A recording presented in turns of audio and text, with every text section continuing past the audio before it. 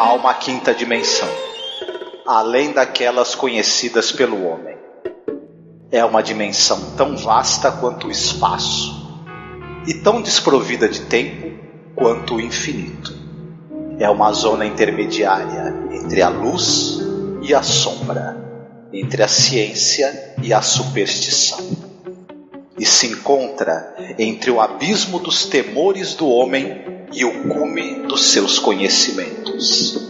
É uma dimensão da fantasia, uma região além da imaginação.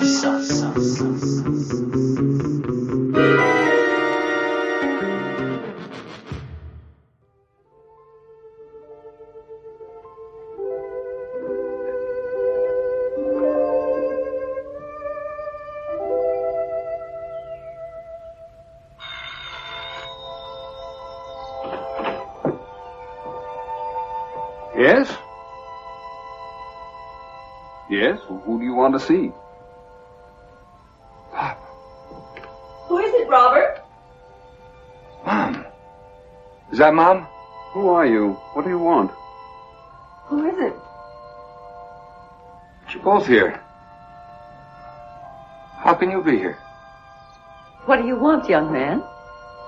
Mom, don't you know me? I'm Martin. Must be a lunatic or something. You mustn't be frightened. I grew up here, Mom. Don't you know your own son?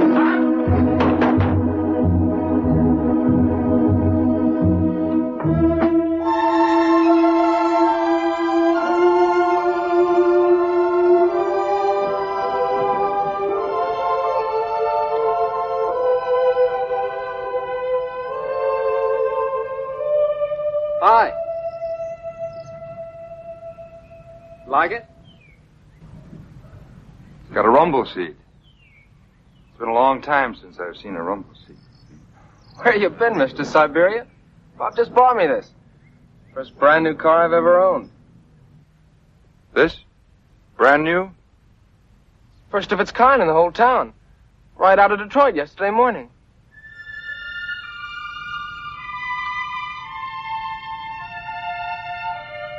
Brand new 1934 Roadster. Right out of Detroit. And brand new.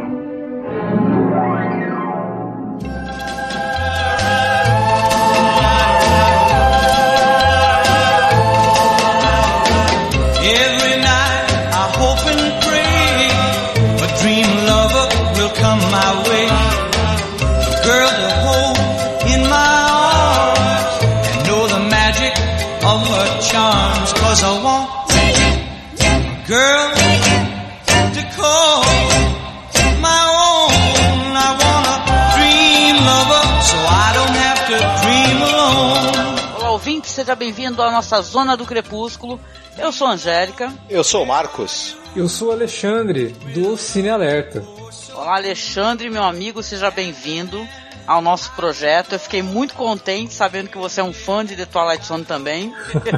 Eu fiquei muito contente com o convite, e sobre ser fã de Twilight Zone, eu acho que todo mundo que gosta de boas histórias tem obrigação de assistir essa série. Sim, concordo. E aqui a gente chamou o Alexandre para gravar sobre mais de um episódio, tá? Mas vão sair em dias diferentes. A gente vai tratar aqui do episódio número 5, Walking Distance, que foi exibido em 30 de outubro de 1959. Tradução seria assim, uma distância curta, né? Tipo, dá pra ir a pé, algo do gênero, né? Seria interessante, inclusive, numa versão dublada, né? Que aparecesse a voz falando o nome do episódio, se fosse esse realmente, dá pra ir a pé, seria bem legal. Pô, eu quero que tenha uma versão BR, Alex, pra gente poder ver o título, dá pra ir a pé, entendeu? Muito bom. Pois é, esse episódio é dirigido pelo Robert Stevens, roteiro é do Rod Serling, e as estrelas ali é o Gig Young, o Frank Hoverton. E olha, uma curiosidade lá, abrindo já o hall de curiosidades, né, Marcos? A gente tava conversando sobre isso. Tem o Ron Howard fazendo uma participação especial, uma ponta como moleque genérico. É um garotinho. O Ron Howard, na verdade, séries dessa época aí, dos anos 50, finalzinho dos anos 50, anos 60, ele apareceu muito fazendo criança, né? E tanto ele quanto o irmão dele tem uma participação antológica no Star Trek, né? Na verdade, tô curioso pra você dizer como é que foi essa participação do irmão dele no Star Trek, inclusive. É o Clint Howard, né? Ele faz um alienígena que é uma criança, parece uma criança bebê quase, assim, e ele dá um certo trabalho pra tripulação da Enterprise. É um episódio bem famoso de Star Trek, que é o episódio The Corbomite Maneuver, que é um episódio bem famoso que envolve um engodo que é criado pelo próprio Sr. Spock, que é muito divertido depois no final, quando o Kirk discute com o Spock o plano que eles têm para poder sair dessa entidade alienígena vivida pelo Clint Howard. O Clint Howard depois, inclusive, participou de, se não me engano, todas as séries de Star Trek por conta dessa aparição famosa dele. Inclusive na mais recente, né, na Discovery. Legal, informação interessante. Família Howard desde sempre fazendo parte da cultura pop, né? Pois é.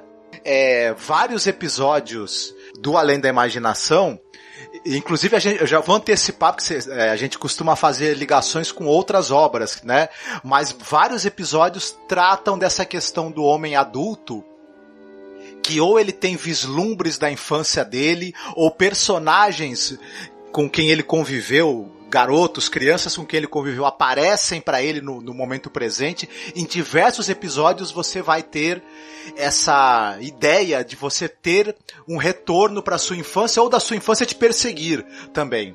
Então, quem assistir ao longo quem assistir a série toda, quem for acompanhando os podcasts da gente também, vai perceber que essa ideia, ela é meio que recorrente ao longo das temporadas. Ela vai aparecer em vários outros episódios. É verdade isso daí. E eu devo dizer o seguinte: quando a Angélica me convidou para poder para gravar, né, o episódio, ela me deu a abertura de poder escolher um episódio.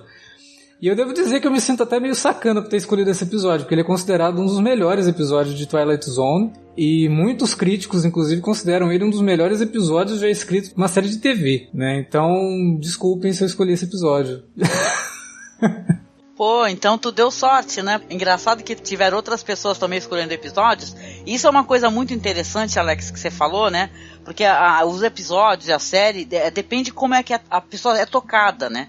Pelo episódio, né? Não que esse episódio não toque outras pessoas, elas não sejam sentimentais, né? Já que esse episódio ele tem uma questão assim até good vibe, saudosista, né? E tal, né?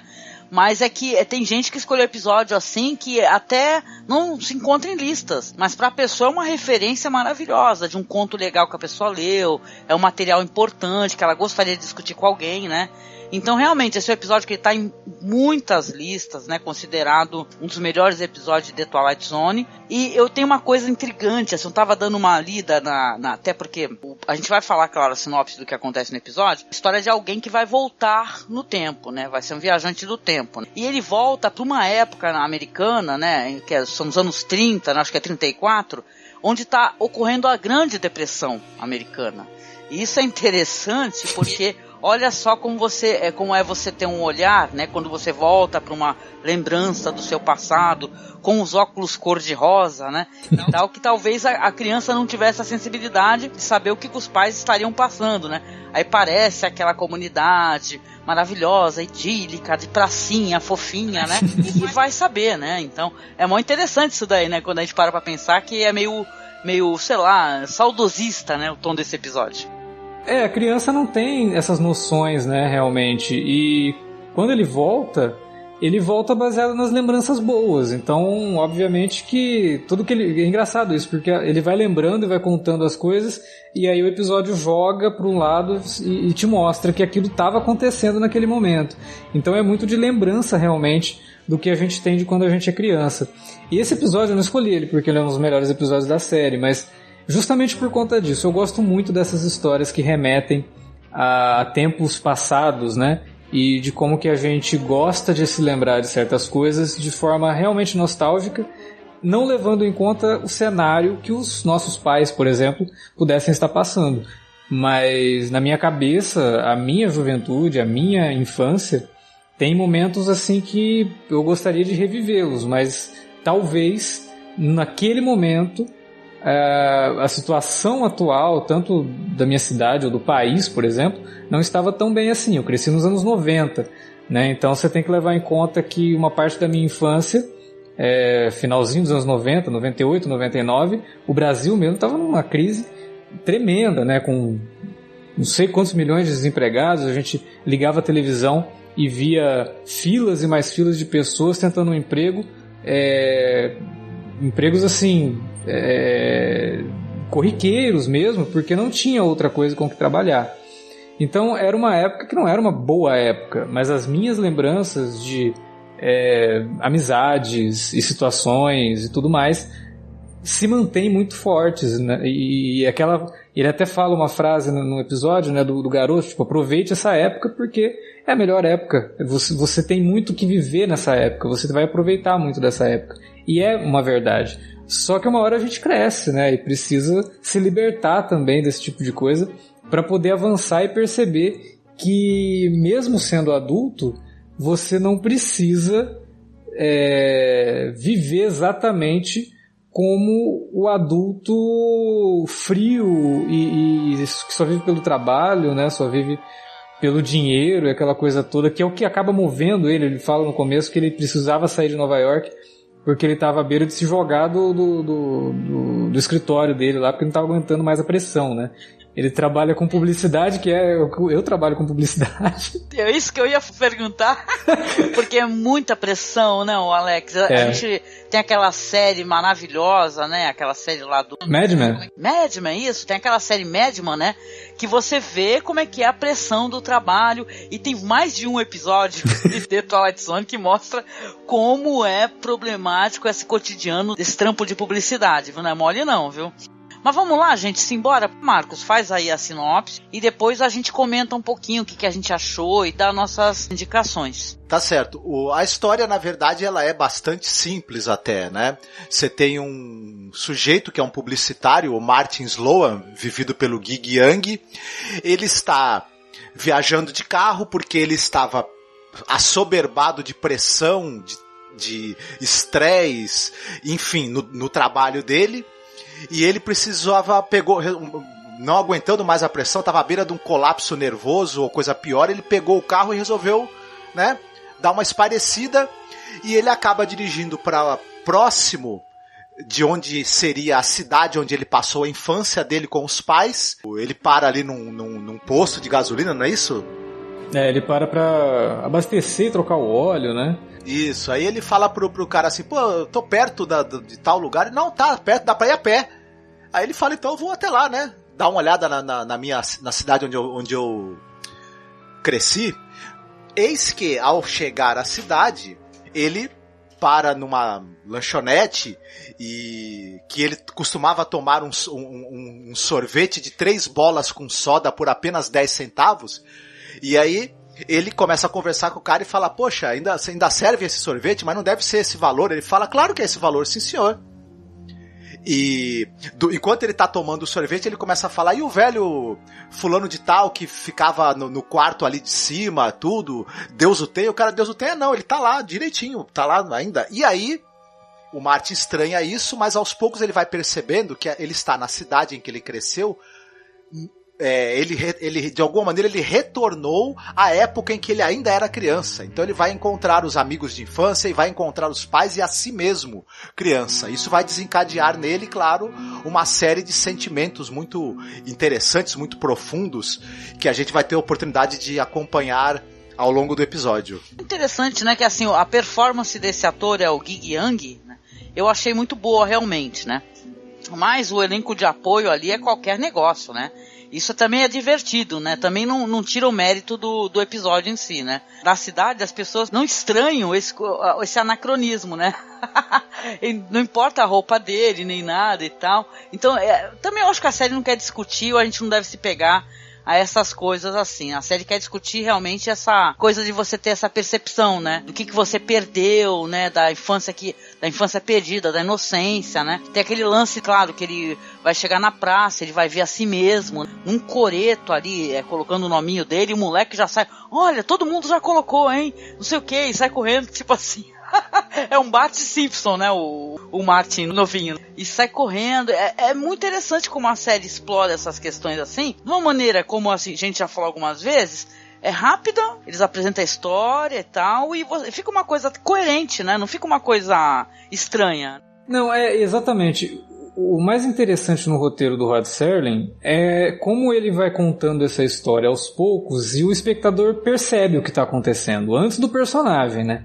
Porque essa cena que ele entra na lanchonete, pede lá o sorvete com soda e tal, ele fala do cara lá, que era o dono da lanchonete, que ficava lá no fundo dormindo e tal, e ele fala que o cara morreu, o finado fulano de tal. E só uma correção na sinopse do Marcos, porque na verdade o cara não corrige ele, o cara continua ouvindo e boa, ele vai embora. Aí o cara sai do balcão e abre a porta lá no fundo e o Sr. Wilson tá lá, né? Então o Rod Serling ele é muito esperto, porque se você não percebeu que ele voltou no tempo, deixa eu te dar uma outra dica, né? Que o cara que ele falou que morreu e que era já de idade, obviamente estaria morto, porque ele fala que a última vez que ele esteve na cidade foi há 20 anos.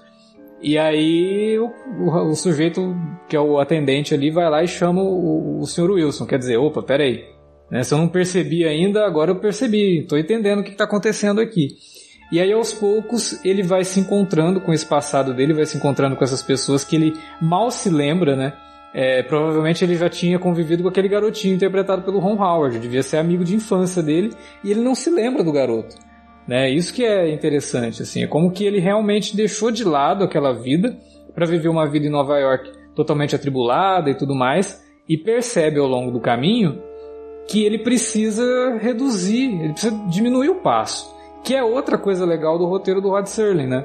Normalmente quando a gente fala hoje de viagem no tempo, por exemplo, Star Trek estabelece que para viajar no tempo a nave precisa dar uma volta no Sol em alta velocidade, fazer um negócio...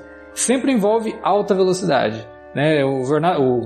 De Volta para o Futuro, o carro tem que chegar a uma velocidade de 88 milhas por hora, a não sei quantos gigahertz, gigawatts para poder fazer a viagem. Então tudo sempre está relacionado a essa questão da velocidade, até porque a viagem no tempo, como é postulada pela física, é possível se você colocar uma pessoa viajando a uma grande velocidade, o tempo vai passar em volta dela e quando você desligar a máquina ela sai de lá com a mesma idade que ela estava e foi para o futuro, né? Para o passado você não vai, você só vai para o futuro. E aqui não, ele volta no tempo justamente no momento que ele resolve andar devagar, que é ir a pé até a cidade onde ele mora.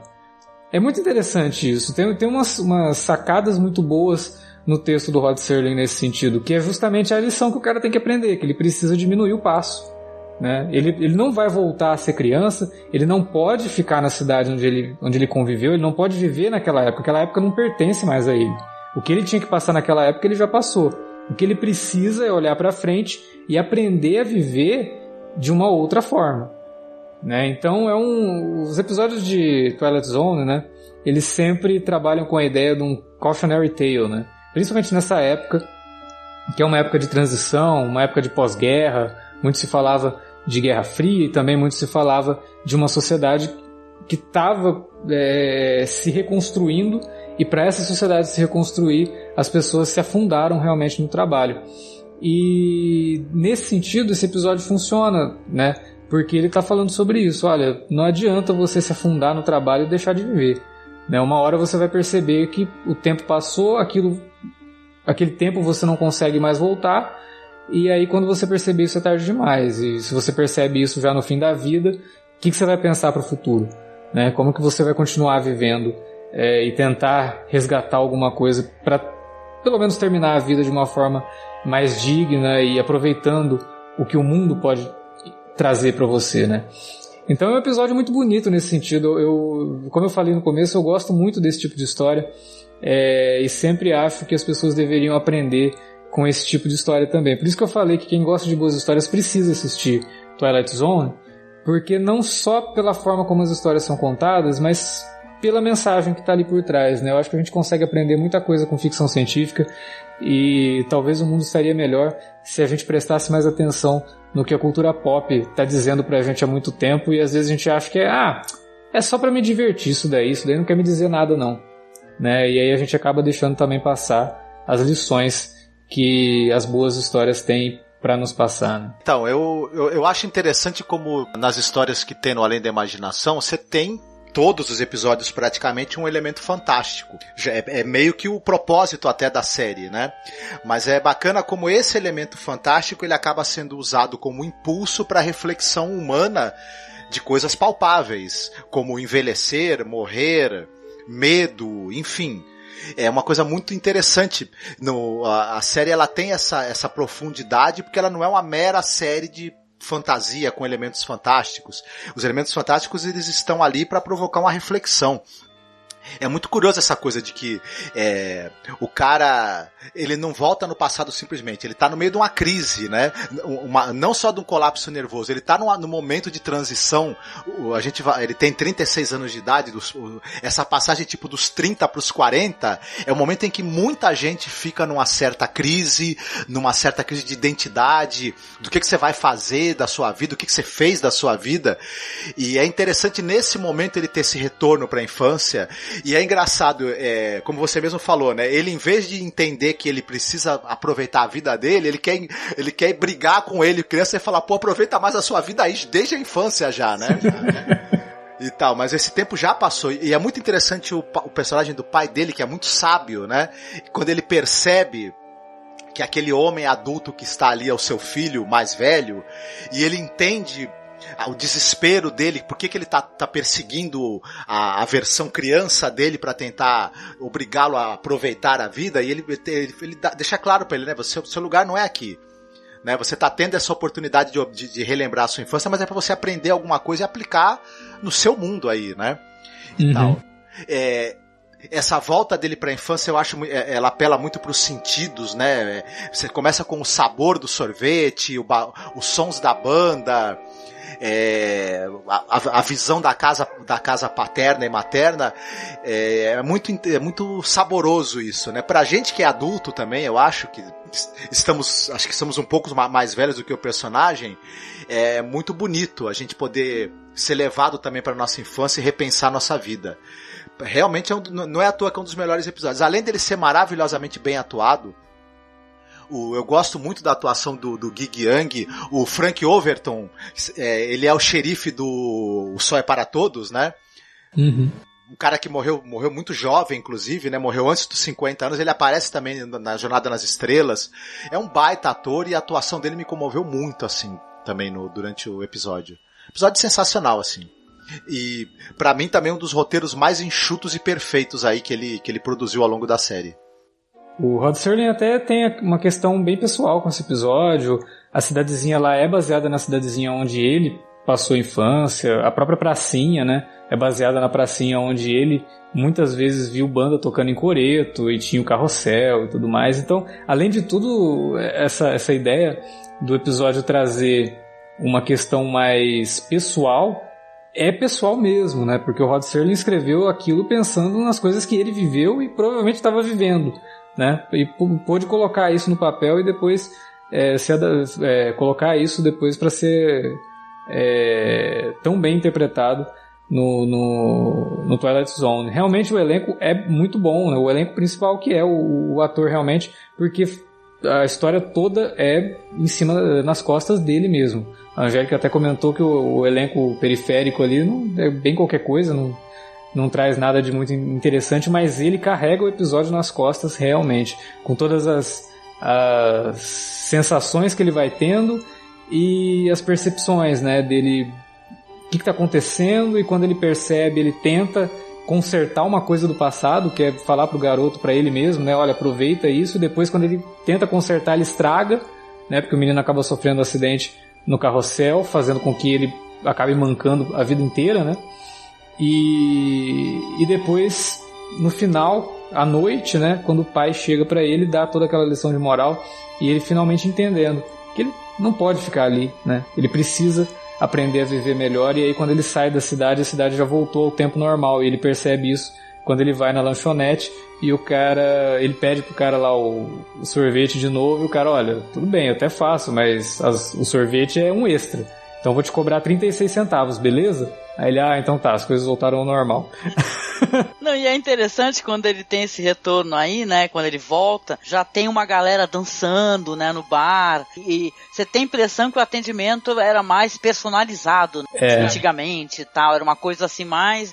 o cara dando muito mais atenção a ele. Talvez seja outra coisa também observada pela lente dele, né? Olha, vocês falaram tantas coisas legais que eu não tenho nem muito a dizer, pra falar a verdade, né? Eu gostei muito do que vocês falaram, todos os enfoques que vocês deram aí em pontos importantes do episódio. Só tem uma coisa que a gente não pode deixar de comentar sobre esse episódio, que é a trilha sonora maravilhosa do Bernard Herrmann. Ah, sim! Ela foi composta, porque no Além da Imaginação você tinha uma coisa que você tinha um grupo ali de pessoas que era responsável pelas trilhas, o Bernard Herrmann e mais um outro cara que eu não vou lembrar o nome, eles tinham um conjunto de temas que eles eram utilizados e eram feitas variações ao longo da série.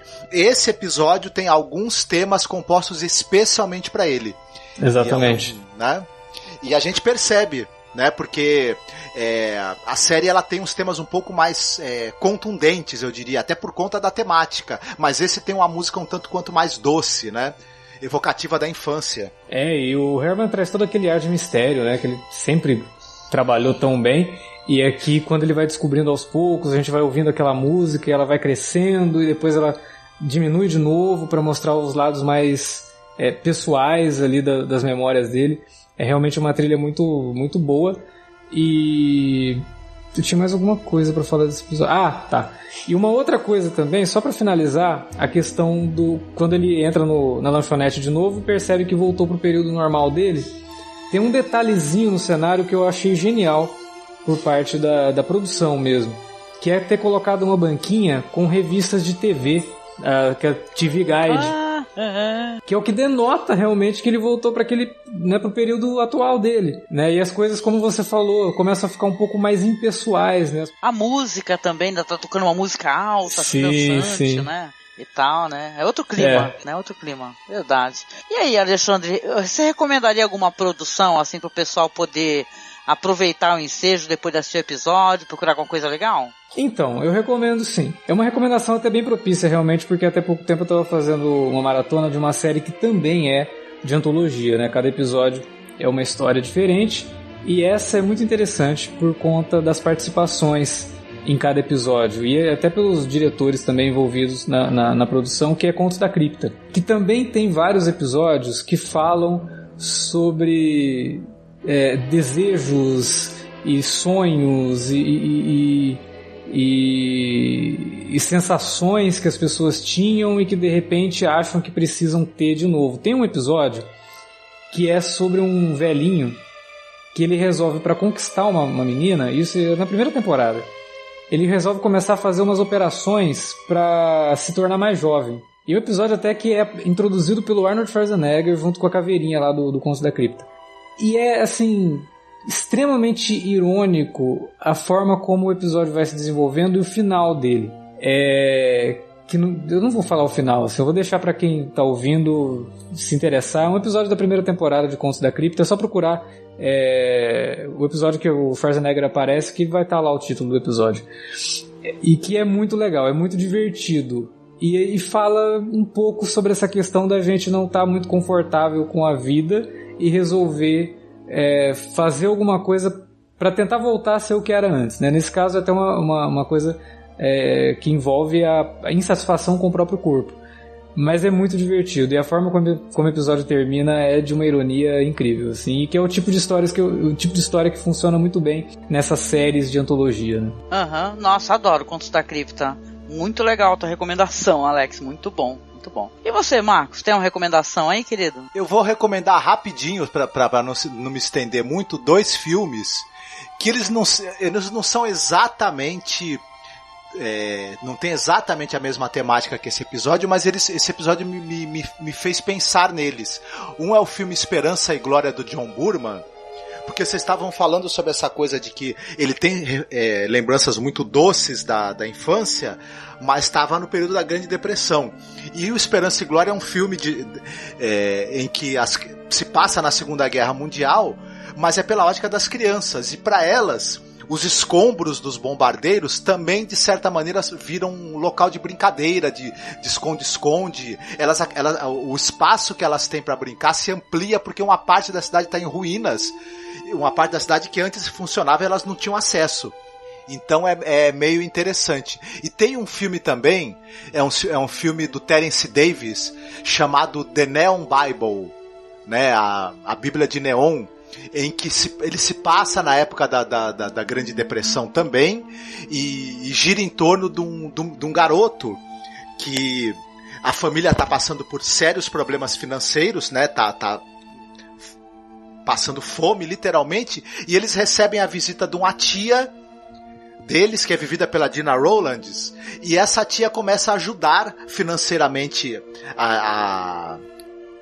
essa família, e o filme é muito sobre a maneira como esse menino ele se lembra dessa época e do encanto que ele tinha por essa tia. Então esses dois filmes aí são filmes muito bonitos, assim, um pouco terríveis de certa maneira em alguns aspectos, mas eles são filtrados pelo olhar da infância. Ah, muito legal, muito legal. Olha, assumo aqui que eu não assisti nenhum dos dois, eu tenho que assistir, né? Vamos, né, correr atrás aí pra poder assistir esses filmes, eu quero ter essas experiências também. A minha recomendação vai ser mais farofa. É assim, farofa assim no sentido não é super cabeça, mas é uma coisa maravilhosa, é um filme que eu não me canso de assistir, que é o Questão de Tempo, né, do Richard Curtis, que é um filme que é sobre um cara, o Tim, que é interpretado pelo Domhnall Gleeson, que ele descobre que ele pode viajar no tempo, né, quando ele chega aos 21 anos de idade. O pai dele conta pra ele que todos os homens da família sempre tiveram essa capacidade, e ele ali numa desses afãs aí da juventude, se apaixona, né, pela prima do namorado da irmã. Nossa. Que vai passar o verão na casa dele, e ele começa, né, a tentar desenvolver essa questão. Mais pra frente ele vai conhecer uma personagem da Rachel McAdams, que é a Mary, que é uma personagem deliciosa, ela tá muito bem nesse papel. E aí a gente vai ter aquela brincadeira de, como é que vai ser o primeiro encontro, né, não foi tão bom, aí fica tentando retornar. Depois o filme toma tons mais sérios, né, porque ele vai tentar mudar coisas importantes da vida. Mas de qualquer jeito é um filme totalmente maravilhoso, que eu não enjoo de assisti-lo, né? Traz essa recordação, esse negócio de, poxa, será que eu posso alterar alguma coisa do meu passado? Tem um momento da vida que ele vai reparar que é necessário que ele deixe as coisas como estão, né? As coisas não podem mais mudar. Então é um belíssimo filme, recomendo demais, é com o meu crush do Domhnall Gleeson e vale muito a pena. A gente velha falando crush, né? Eu me sinto jovem falando crush.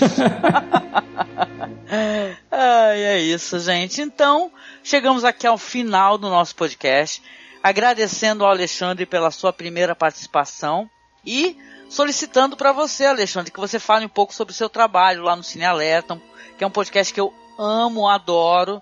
Olha, quem não sabe, eu fico divulgando essas coisas no Facebook, o pessoal não lê as coisas que eu tô escrevendo. Eu fiquei falando o tempo todo que vocês estavam falando de True Detective e muita gente, não sabia que tinha podcast de True Detective. Eu já falei isso tantas vezes. Vocês têm ótimos podcasts, né? Podcasts que são sobre séries, sobre filmes e tal, ou antologias, ou filmografias, né? Vocês arrebentam. Alex, divulga aí seu trabalho, por favor. Bom, em primeiro lugar, eu queria só fazer uma correção aqui. O episódio que eu falei do Contos da Cripta, na verdade, é da segunda temporada. É o segundo episódio da segunda temporada, chamado The Switch.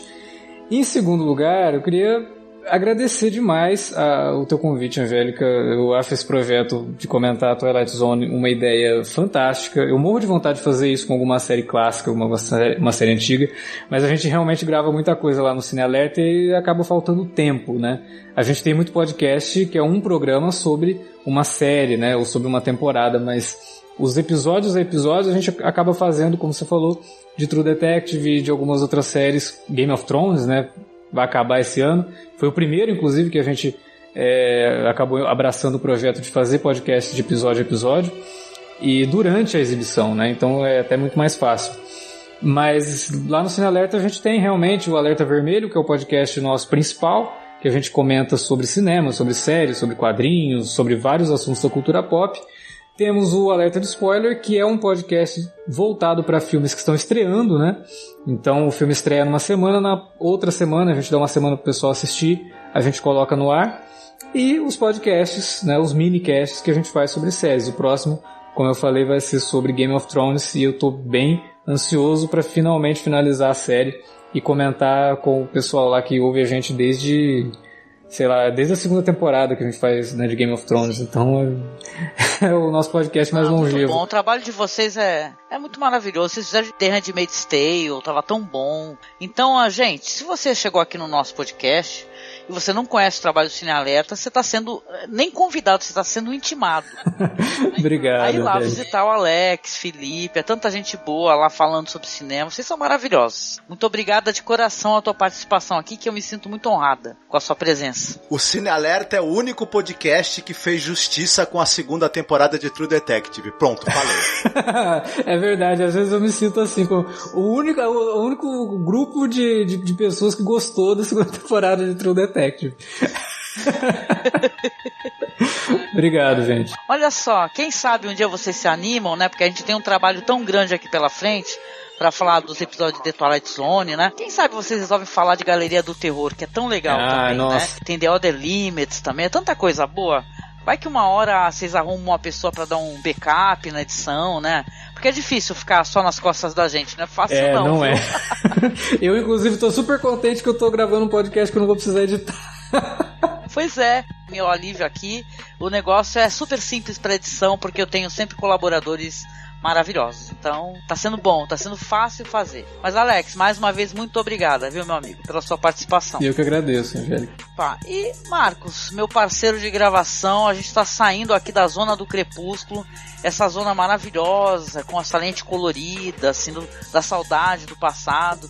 Tem uma mensagem pro ouvinte no finalzinho? Fiquem bem e não percam nunca a chance de tomar um delicioso sorvete e dar uma volta num carrossel, numa tarde ensolarada de domingo. Embarque nesse carrossel. É isso, gente. Então, um beijo pra vocês. Até o próximo podcast. Tchau, fiquem bem.